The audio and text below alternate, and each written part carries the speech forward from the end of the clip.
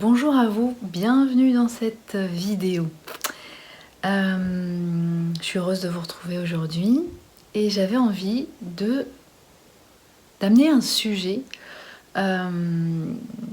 qui est que je ressens très influent actuellement par rapport à, donc bien entendu, l'actualité du moment. Donc vous n'êtes pas sans savoir que par rapport au métier que je fais, je vais travailler individuellement à aider les personnes à sourcer les mémoires à charge émotionnelle négative qui vibrent et qui empêchent leur essence quelque part d'accompagner leur évolution et d'être dans leur agenda d'âme, d'essence, et de pouvoir enfin réaliser ce qu'elles sont venues réaliser. Ce que je ressens par rapport à l'actualité du moment, en dehors du fait de cette actualité sanitaire qui panique beaucoup, c'est justement cette prise qu'il y a sur les gens de la peur de cet élément, de ce virus qui est complètement pas du tout visible en fait, hein, et dont on parle, et dont certains, pour beaucoup, ont écrit qu'il est d'autant plus générateur d'angoisse qu'il n'est pas visible, et donc on ne peut pas le repérer, et donc on ne peut pas l'immobiliser, l'isoler et le faire disparaître.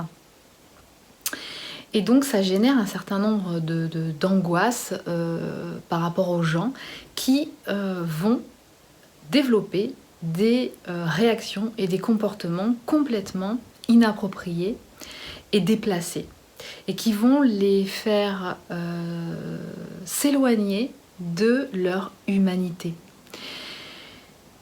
Et ça amène différents sujets, en tout cas différentes informations sur ce qui est en train de se passer actuellement. Moi, la sensation que ça me donne, c'est que quelque part, il y a une mémoire collective là qui remonte. Si vous voyez un système individuel vivant, donc l'humain, qui va générer à un moment donné où une mémoire négative, donc du matériel traumatique va commencer à se faire sentir pour pouvoir sortir, qui va demander donc à être transmuté, va passer dans une phase d'inconfort émotionnel ou de blocage dans la matière ou de blocage physique, d'accord, d'un seul coup je suis bloquée du dos ou je me casse une jambe, hein, parce que comme je me suis coupée de mes perceptions, du coup je ressens pas le premier niveau d'information émotionnelle qui est je me sens pas bien, je sais pas pourquoi, il y a peut-être un truc et donc je vais voir à la source. Si on ressent pas ça ou si on se coupe de ça, paf, on va aller jusqu'au deuxième niveau de lecture qui va être les signes extérieurs qui vont me montrer en fait un blocage dans l'évolution d'un projet ou dans un lien avec une personne, ou bien encore d'un seul coup tout s'effondre et là je peux plus rien faire, je peux plus sortir de chez moi, ma voiture est cassée, je peux pas aller travailler, je peux pas faire ce que j'ai à faire. Et quelque part, eh bien là, c'est exactement le même mode de fonctionnement, finalement, dans un organisme dit collectif, dans un inconscient collectif. Et vu que la Terre, qui est un noyau, un système vivant à lui tout seul, est en phase d'évolution, donc d'augmentation vibratoire, donc de transformation, de profonde mutation, eh bien tout le vivant autour va être impacté. Et la Terre, eh bien comme nous, elle est en train d'épurer toutes ces mémoires négatives qui l'empêchent d'évoluer. Et c'est ce qui se passe quelque part. Et alors elle, c'est ce qu'elle va générer, elle va générer effectivement, ça peut être généré dans la vibration du système de nettoyage quelque part, de purification, pandémie, problèmes écologiques, générant donc des mouvements de population, des feux, des tsunamis, des raz-de-marée, des tremblements de terre, etc. etc. Et donc, moi j'ai le sentiment que c'est à ça qu'on assiste. Il faut savoir quand même que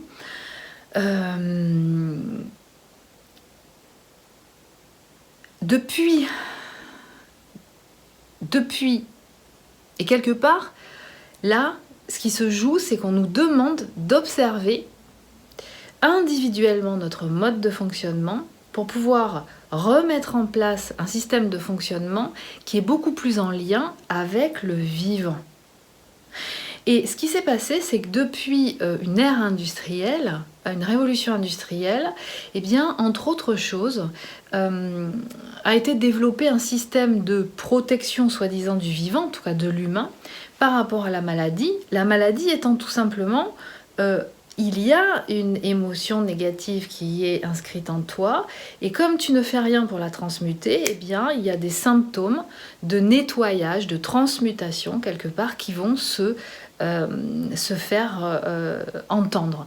Donc bien souvent quand on a une grippe, quand on a un rhume, quand on a quelque chose de cet ordre-là, on est en train de nettoyer, d'accord ? Quelquefois dans les séances, certains, pas tous, mais peuvent me dire « Oh, suite à cette séance-là, mais j'ai déclenché un bon rhume, ou alors un truc à l'oreille, une otite, ou je sais pas quoi. » Eh bien, c'est tout simplement que la libération d'une mémoire qui est une information qui se perçoit en vibration, du coup a été libérée, et ce processus de libération déclenche dans le corps un système d'auto-nettoyage, un petit peu comme la pyrolyse qu'on met en place pour le four. C'est pas très élégant comme image, mais c'est un peu ça. Et ben, il faut bien foutre le truc à fond, d'accord, pour pouvoir faire transpirer tout ce qu'il y a à sortir comme toxine, comme élément négatif, pour ensuite n'avoir plus qu'à ramasser, nettoyer, et c'est ok. C'est exactement, si vous voulez, et ce système de fonctionnement du corps, il est systématique, à tel point que par exemple on vous dit que pour un rhume, de toute façon on ne peut pas l'enrayer le rhume, d'accord ? Le processus il est là, il y a un phénomène de croissance, de crise, de pic de crise, et ensuite ça redescend, ok ? Ce que vous pouvez faire, c'est faire en sorte de ne pas de nettoyer pour ne pas être infecté, et que du coup ça prenne des proportions, que ça envahisse tout et que ça pourrisse le corps, l'élément vivant, mais vous n'empêcherez pas le processus de se faire. Ça se fera beaucoup plus soft, mais ça va se faire, d'accord ? Et ça immunise. Donc, ce qui se passe à l'heure actuelle, c'est que quelque part, eh bien, ça va nous appeler à réfléchir à qu'est-ce qu'on a mis en place. Et il se trouve que depuis la révolution industrielle, alors je ne vais pas faire ma spécialiste, ni prétendre que je maîtrise le sujet, parce qu'en histoire sociétale, etc., je ne suis pas calée, mais grosso modo, depuis un certain temps, révolution industrielle, où à un moment donné, on a développé pour la santé un système de protection quelque part qui était intimement lié à la consommation de pharmacopées chimiques, coupant ces processus, finalement on s'est complètement dissocié. L'humanité s'est dissociée, ou enfin, en tout cas une partie de l'humanité, parce que tout le monde n'y a pas accès. Et il y en a même dans certaines cultures qui n'ont pas accès à cette pharmacopée chimique et qui s'en sortent très bien et qui se soignent très bien. Et qui fait qu'en fait, l'humanité occidentale s'est complètement déconnectée du vivant. Et le vivant, ce qui nous remet en lien, on peut finalement rester connecté, on reste connecté avec le vivant quand on s'intègre comme un règne, le règne humain, connecté au règne végétal, à la terre, au règne animal et au règne minéral. Et toutes les cultures quelque part qui ont su garder cette humanité, donc cette fameuse divinité en eux, sont des cultures qui ne se sont pas du tout éloignées de ça. Et bien au contraire, ce qui s'est passé en Occident, c'est que nous nous sommes éloignés de ça. Et le fait de consommer cette pharmacopée dont on nous rend un peu dépendants, clairement, c'est-à-dire qu'on nous a fait croire que ça y est, on pouvait enrayer toutes les maladies et quelque part défier la mort. Ça nous a presque rendus invincibles. L'homme occidental a complètement cru et s'est programmé avec le fait que quelque part, il était immortel. quelque part. Parce que quoi qu'il fasse, qu'il ait un accident, qu'il consomme tel type d'aliment, qu'il consomme tel type de substance, il y a toujours une pilule miracle qui va venir lui sauver la vie et récupérer le truc. Or, c'est pas vrai. C'est pas ça la vie. C'est pas vrai ça. Ça, c'est du leurre. Et qu'est-ce qui s'est passé? C'est qu'en fait, on a dissocié, c'est-à-dire qu'on a éloigné l'homme, je parle de l'homme occidental, de sa capacité à activer en soi ce process d'auto-guérison. On nous a raconté qu'il n'y avait que cette pilule et ces médicaments extérieurs ou la main d'un médecin extérieur qui ne pouvait avoir de pouvoir de nous maintenir en vie. Et quelque part, on nous a dépossédés de notre capacité et responsabilité, du coup, de pouvoir maintenir ce qu'il faut de puissance en nous, d'activer notre âme et de faire ce processus d'éveil de conscience qui ne fait finalement que nous rapprocher de notre essence et qui nous fait mettre à l'écoute de ce qu'elle nous dit, parce qu'elle est toujours bienveillante en fait, cette essence. Elle est bienveillante et elle nous met toujours sur la voie de ce qui est ok pour nous.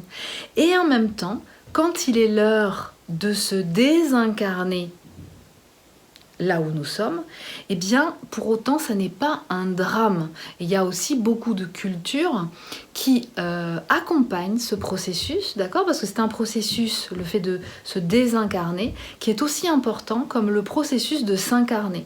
Donc les gens qui ont un rôle d'accompagnement dans les naissances, c'est vraiment un rôle fondamental, autant que les personnes qui ont un rôle d'accompagnement du coup à la désincarnation. Et alors je fais une petite aparté, je vous en ai déjà parlé, mais ma maman faisait ce métier et il se passe des choses puissantes à ce moment-là. Et c'est en même temps un moment qui n'est pas la fin de tout. Nous ne sommes pas dans la fin d'un monde. Nous sommes dans... en fait, nous ne sommes pas... ce que je voulais dire, c'est que nous ne sommes pas dans la fin du monde, mais nous sommes dans la fin d'un monde pour pouvoir en train de préparer une autre histoire, quelque chose de complètement nouveau. Et pour ça, alors on n'est pas obligé de passer par la mort, et ça ne sera pas pour tout le monde. Aujourd'hui en tout cas, concernant l'actualité du moment, on n'est pas obligé de passer par là. Et ça n'est pas parce que éventuellement on pourrait contracter ce virus que pour autant on est obligatoirement voué à une fin dramatique. Ça n'est pas vrai. Donc il est important de s'enlever ça de la tête. Simplement, on nous demande aujourd'hui, et je crois que c'est vraiment une des leçons de ce qui se passe, c'est on nous appelle à reconnecter notre humanité, à se remettre en toute humilité. Et quelque part, quand vous êtes sur ce parcours de flamme jumelle, d'éveilleur de conscience, on vous demande c'est ça qu'on vous demande. On vous demande cette humilité, de récupérer vos talents, d'être aligné à vous-même de façon à être dans l'agenda de votre âme. C'est ça qu'on vous demande de faire. Et vous n'êtes pas voués à faire tous une chose, c'est-à-dire à être guérisseur ou à être médium ou à être, je sais pas moi, et j'en passe, d'accord? Il y a les bâtisseurs, il y a ceux qui s'occupent des naissances, il y a ceux qui s'occupent du passage de la désincarnation, il va y avoir les gens qui s'occuperont de la pédagogie, de l'accompagnement des jeunes, de la formation, il va y avoir ceux qui vont être là pour nettoyer, il y a des gens qui nettoient aussi, qui transmutent les énergies dégueulasses, voilà, en quelque chose de positif. Il y a les guérisseurs, il y a les bâtisseurs, il y a, j'en passe, les communicants, il y a ceux qui vont organiser un petit peu les vies collectives, qui vont être un petit peu des guides par rapport à ça. Mais en tout cas, une chose est sûre, c'est que dans ce mode de fonctionnement-là, y compris dans le genre humain, dans le règne humain, et en même temps le règne humain avec tous les autres règnes, tout va être transversal. Il n'y aura plus de fonctionnement et de structure pyramidale dans laquelle nous sommes actuellement. Et ce qui me fait arriver au deuxième point, donc le premier étant ben finalement, ce qui est en train de se passer actuellement, c'est juste le révélateur de mémoires collectives qui sont en train de se révéler pour demander à être transmutées. Donc on peut accompagner individuellement par des méditations collectives ou individuelles ou des prières, justement à aider la Terre à transmuter tout ça. Donc moi, ces mémoires collectives-là, par rapport à ce qui se passe aujourd'hui, ça me rappelle l'Atlantide. D'accord? Ça me rappelle aussi tout le génocide de ce qu'on a appelé les sorcières, ces génocides féminins, il y a eu aussi des masculins, mais quelque part quand on voit un petit peu que à l'heure actuelle, on demande à la médecine officielle, standardisée, de répondre à toute cette problématique, est-ce bien la seule efficace et apte à répondre à ça? Et là, moi, ça me fait penser à ces mémoires collectives que vous avez bien souvent dans vos séances de sorcières brûlées sur le bûcher, d'accord?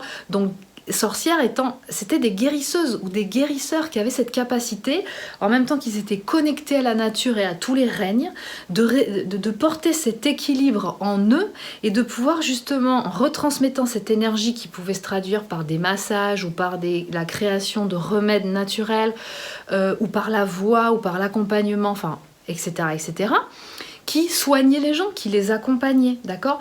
Mais à un moment donné, qui ont été gênantes par un groupe d'êtres, on va dire, d'entités qui avaient des velléités de reprendre le pouvoir et qui ont fait en sorte, effectivement, de les exterminer. Donc c'était un génocide. Hein. Ça me fait aussi appel... c'est essentiellement à ces mémoires-là, mais il peut aussi y en avoir d'autres. Donc, ce qui m'amène à deuxième sujet de réflexion, quelque part, que je sens, c'est que, effectivement, nous sommes dans une organisation pyramidale. Nous, dans le système démocratique dans lequel nous sommes, alors encore une fois, je parle au niveau occidental, et plus particulièrement de la France, et donc, en fait, nous sommes dans un système qui fait qu'il y a des dirigeants qui sont en haut de la pyramide, que nous élisons, et qui sont censés avoir presque droit de vie ou de mort sur nous, d'accord, qui décident à notre place. Et donc aujourd'hui, vous voyez comment, j'en ai parlé dans une autre vidéo, comment finalement ces dirigeants-là ont un système de communication, parce qu'il faut bien communiquer toutes les informations et toutes les directives, par des canaux médiatiques officiels et qui utilisent un mode de fonctionnement officiel qui s'entoure d'un certain mode de pensée officielle et qui vont déclarer que c'est ça qui est le représentant de ce qu'il faut faire, d'accord? Ça, ce sont des programmes en même temps, hein. Et en parallèle de ça, il va y avoir d'autres personnes qui vont avoir ce rôle quelque part d'éveilleurs de conscience aussi et qui vont dire « Ah mais attendez, je suis pas tout à fait d'accord avec ce que vous dites, mais on peut en parler, on est en démocratie. » Moi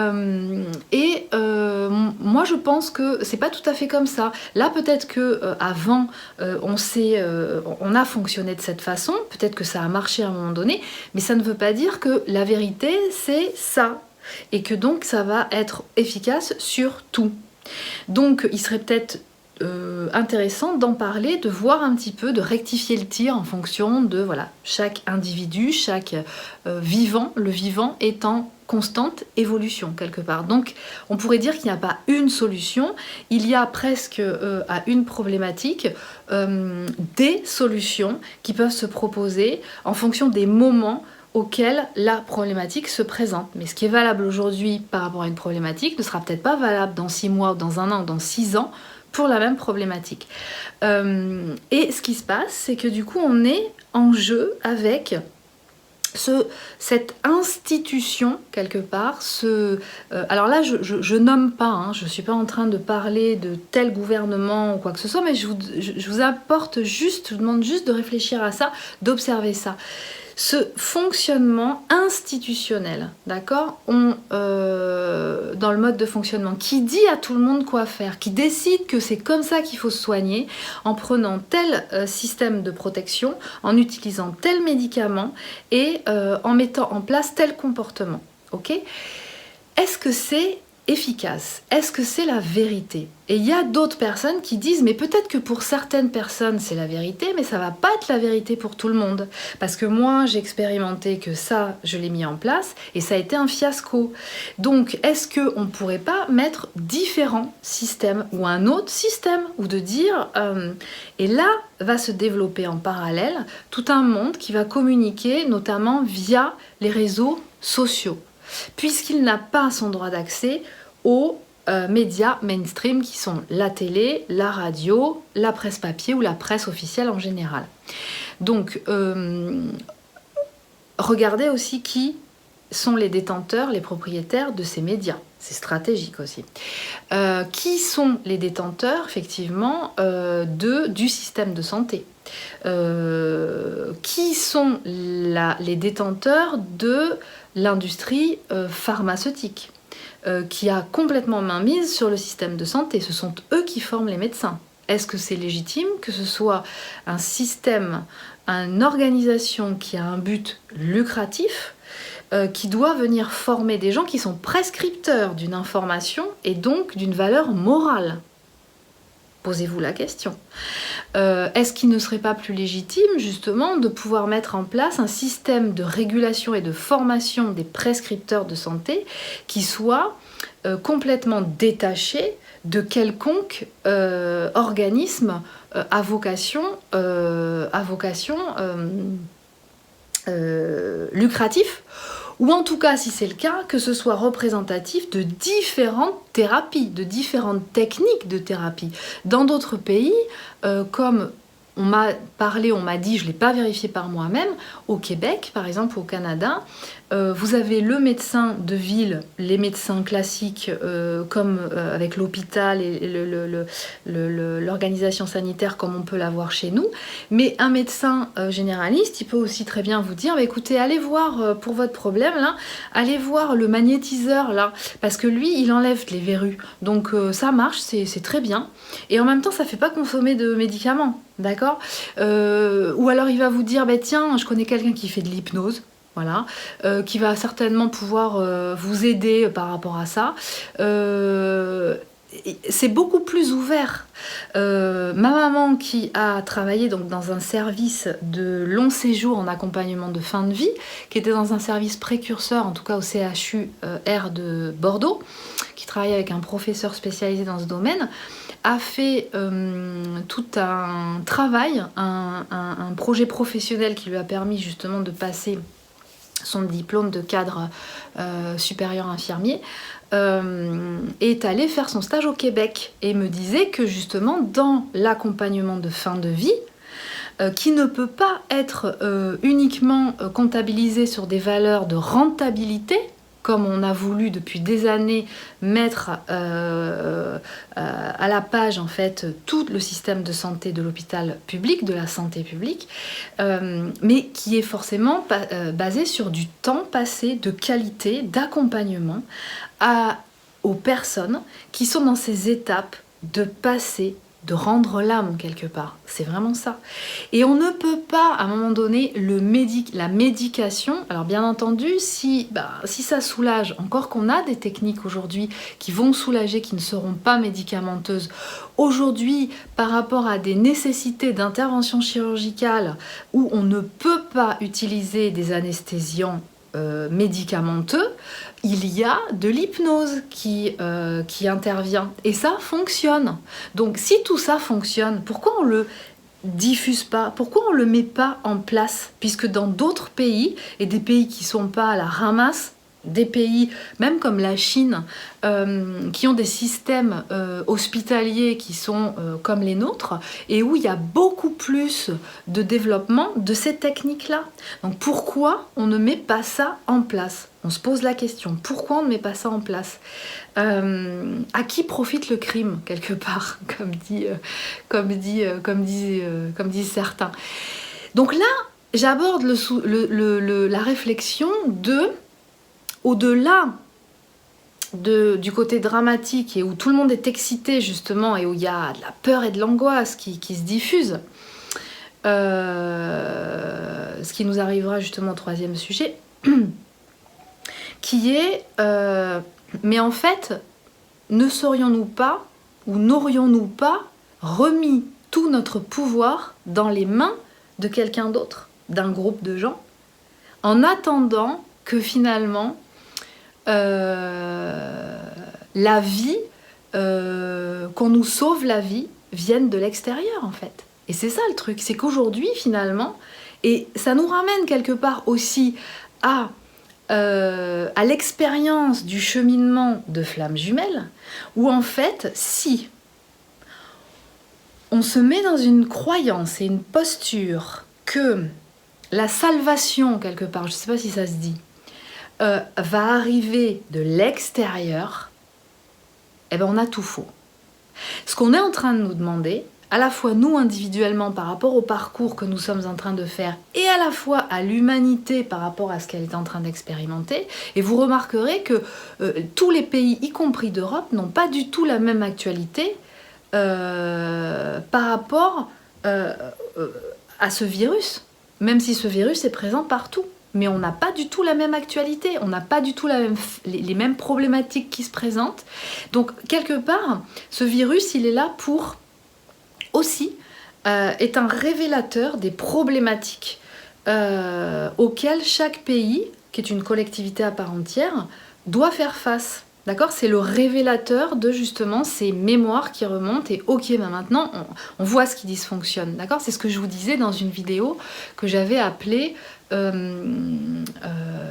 la refonte d'un système de santé qui n'existe plus, qu'on a laissé mourir, qu'on a déshumanisé quelque part et qu'on a soumis à une industrie.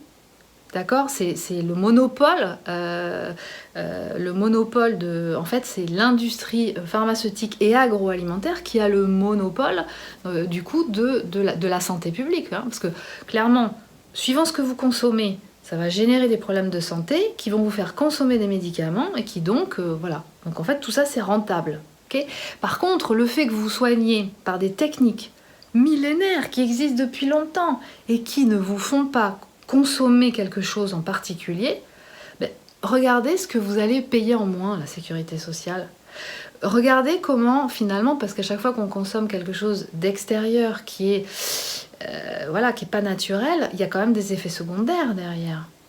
Alors il faut faire attention aux huiles essentielles, bien entendu, entre autres choses, il faut savoir les consommer. Il y a des guérisseurs, des gens qui sont des naturopathes, qui sont formés là-dessus et qui pourront vous... faut pas croire que parce que c'est naturel, ça fait rien, bien au contraire. Donc voilà, tout ce sujet-là, bah, je pense que c'est vraiment d'actualité.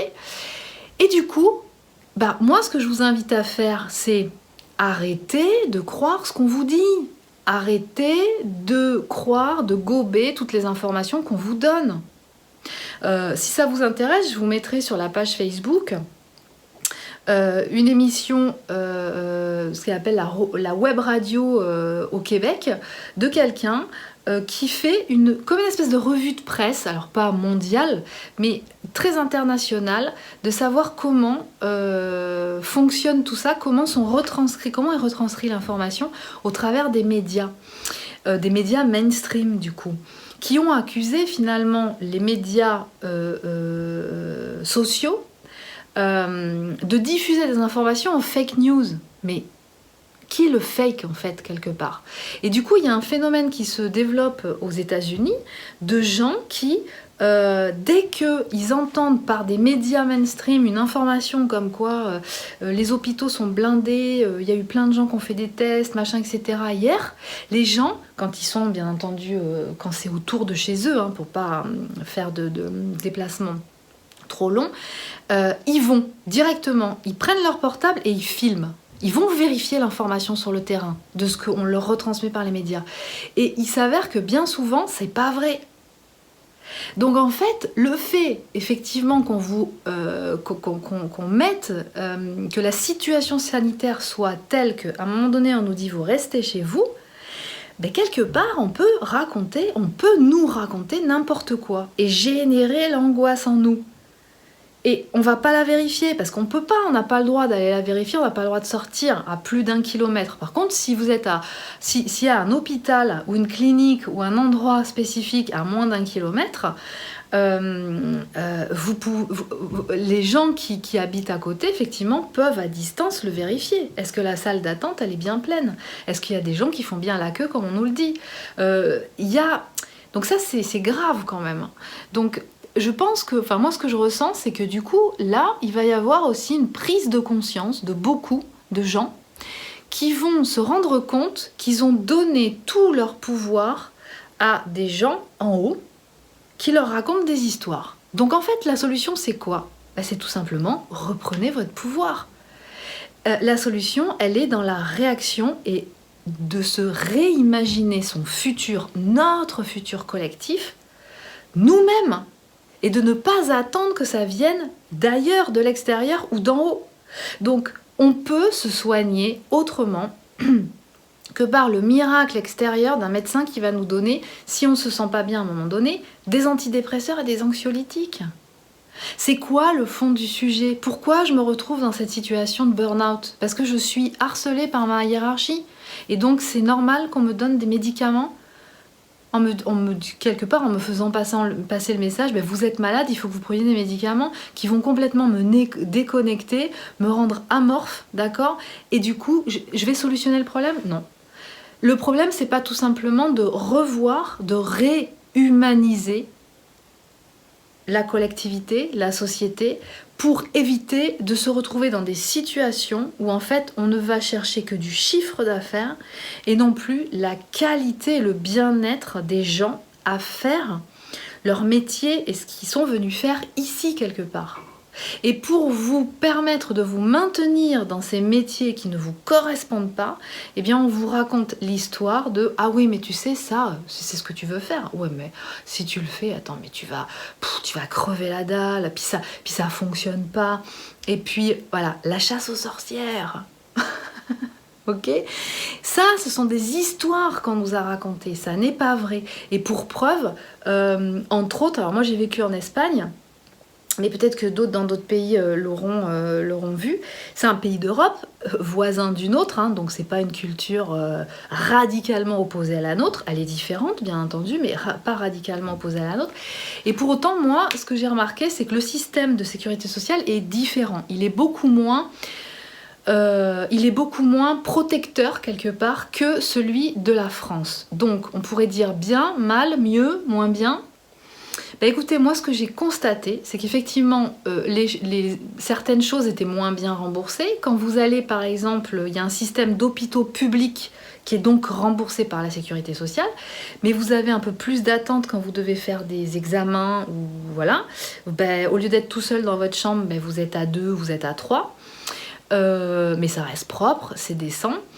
Et par contre, du coup, ce qui se passe, moi, ce que j'ai remarqué, c'est que du coup, comme il y a peu de propositions, il y a pas mal de médicaments assez basiques, génériques, mais il n'y a pas toute l'offre qu'on peut avoir en France en médicaments. Et ce qui fait que quoi? Eh bien, quand vous allez dans les petits villages ou même dans les grandes villes en Espagne, vous avez donc la boutique de ce qui pourrait être le Biocop chez nous ou les épiceries ou les supermarchés bio ont tous, alors il y en a des tout petits des fois parce que ça peut être même dans un village où il y a l'herboristerie. Et ça n'est pas interdit, contrairement à la France, parce que c'est du coup l'ordre des pharmaciens, à un moment donné, alors je ne sais plus dans quel ordre ça s'est passé, mais l'ordre des pharmaciens a fait interdire l'herboristerie. On ne peut plus en France ouvrir un magasin d'herboristerie avec quelqu'un qui connaîtrait les plantes et qui pourrait vous conseiller, en fonction des symptômes que vous avez, de consommer telle et telle plante. Ça n'est pas légal en France. En Espagne, vous allez là-bas, du coup les gens, ils se soignent beaucoup plus pour des symptômes assez légers, moyens, même pour une grippe ou quoi que ce soit. Ils se soignent aussi beaucoup comme ça. Donc il y a moins de cotisations à la Sécu parce que la Sécu prend moins de choses en charge. Bien entendu, quand il vous arrive quelque chose d'assez costaud, d'assez grave, ok, il y a quand même un minimum syndical, mais Donc quel est le mieux finalement? Parce que nous avons un système qui est extrêmement confortable quelque part, mais en même temps qui pousse à la consommation de plein de médicaments qui coûtent la peau des fesses. Alors vous, ça vous coûte rien. Mais en fait, ça coûte combien à la société? Et en même temps, ce budget alloué à la sécurité sociale, il y a une grosse part, du coup, qui va être allouée à ces industries pharmaceutiques pour pouvoir répondre à un certain nombre de nécessités, quelque part, mais qui vont leur rapporter énormément d'argent. Alors, le truc, c'est est-ce qu'on en a réellement besoin? Est-ce qu'on a besoin de fabriquer tout ça? Est-ce qu'on a besoin de consommer tout ça? On est quand même en France le premier consommateur. Alors, je ne sais plus si d'Europe ou d'une certaine zone, il me semble pas que c'est mondial, mais j'en suis pas sûre, je suis pas sûre du chiffre, consommateur de anxiolytiques et antidépresseurs. C'est quand même hallucinant. Il faut quand même se poser des questions.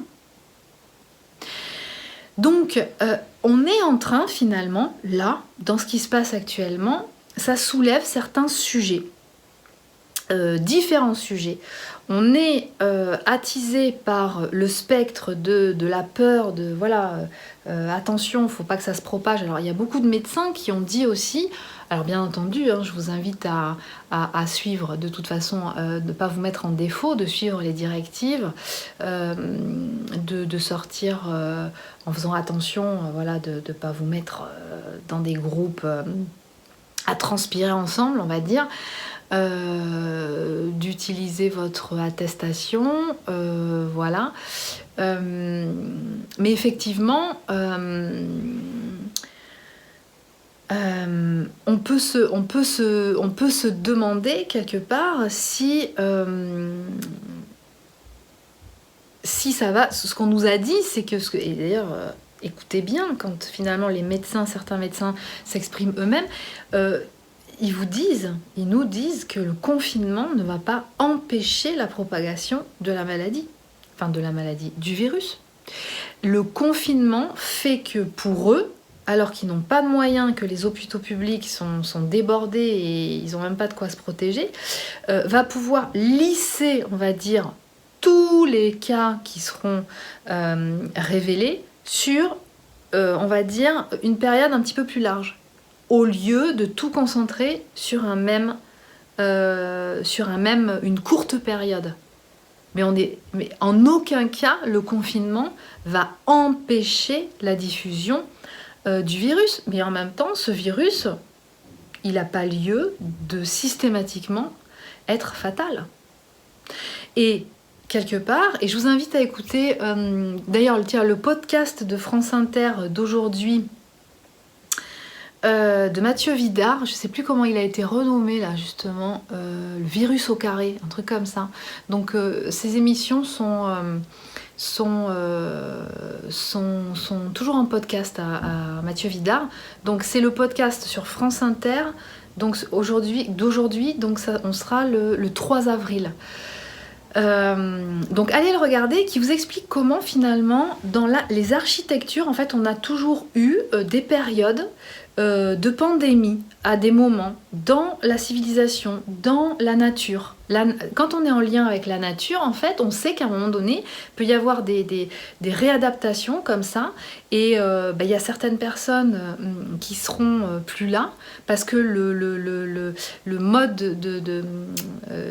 vital, le système immunitaire est trop bas et pas assez. Donc là, on a une responsabilité aussi de sa santé. On a une responsabilité. Quand on est tout le temps en train de compter sur l'extérieur pour nous amener la clé de tout, eh ben on se déresponsabilise de tout ce qu'on est en capacité de faire pour soi.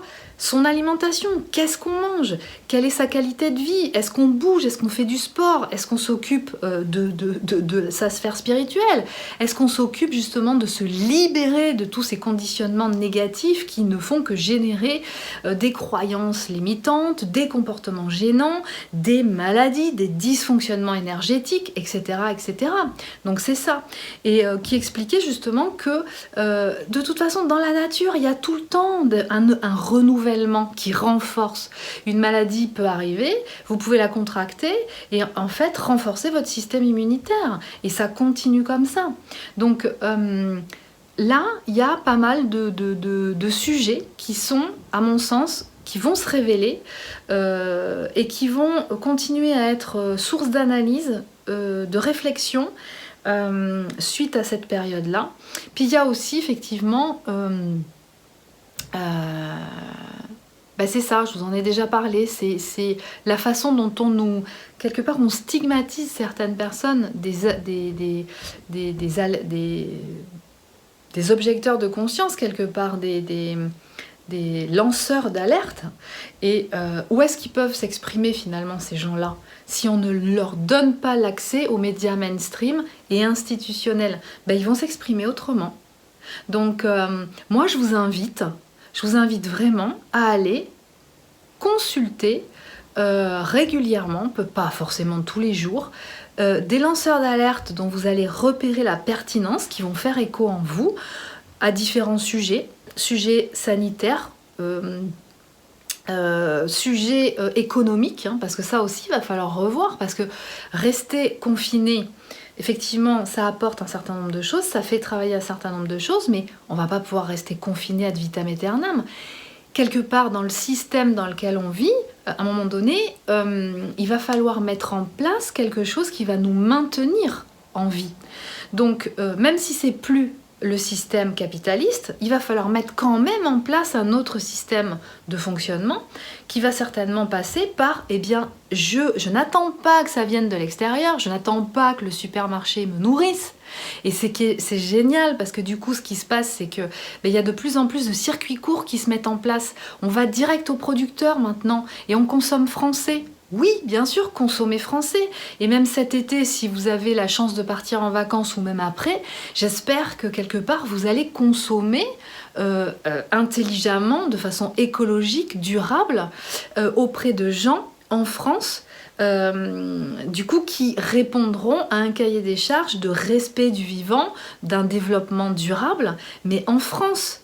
Et quelque part, ce qui est bien aussi dans ce qui se passe actuellement, c'est que du coup, on est en train de se rendre compte que le système capitaliste et mondialiste qui a été mis en place, qui fait que quelque part, au lieu d'avoir sur un territoire, sur une collectivité nationale, tout un tas d'éléments qui pouvaient répondre à certaines nécessités, comme des usines de production pour certaines choses, de semer de l'agriculture pour générer effectivement à manger, etc., etc., eh bien, on a délocaliser tout ça. En plus, on a du coup généré des pertes d'emploi.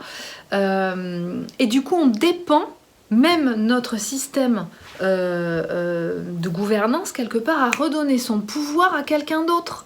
Donc finalement, on se rend compte aujourd'hui, mais j'en rigole, mais c'est pathétique, que quelque part, on fait tout fabriquer par une culture et un pays qui finalement n'a pas forcément les mêmes respects, les mêmes cultures que nous, mais en même temps, et donc il y a d'autres valeurs et qu'il y a un autre système de fonctionnement, ok, mais du coup on est dépendant d'eux. Et aujourd'hui on se retrouve à être coincé parce que en fait on peut plus acheter parce que maintenant il y a le cours du marché du masque qui a augmenté, le cours du marché de la combinaison qui a augmenté, et qu'on est complètement, nous en France, dépendants du reste des acteurs à qui on a remis les clés de nos usines et qui maintenant sont en train de négocier ou marchander quelque part ce qu'on souhaiterait leur acheter en fonction de nos nécessités. Donc vous voyez bien qu'il y a quelque chose qui ne va pas. Il y a quelque chose qui ne va pas. Donc, à mon sens, ce que ça appelle là, clairement, c'est je reprends en tant qu'individu et donc en tant que collectivité les rênes. Je reprends les rênes et je n'attends pas que ça vienne d'en haut ou d'ailleurs. Je suis là pour apporter ce que je sais faire, je mets en place le truc. Il y a de plus en plus, là j'ai entendu du coup là, les graines sont autorisées à être vendues dans les jardineries. Cocopelli, achetez vos graines, faites du jardin si vous avez un petit lopin de terre. Faites ça.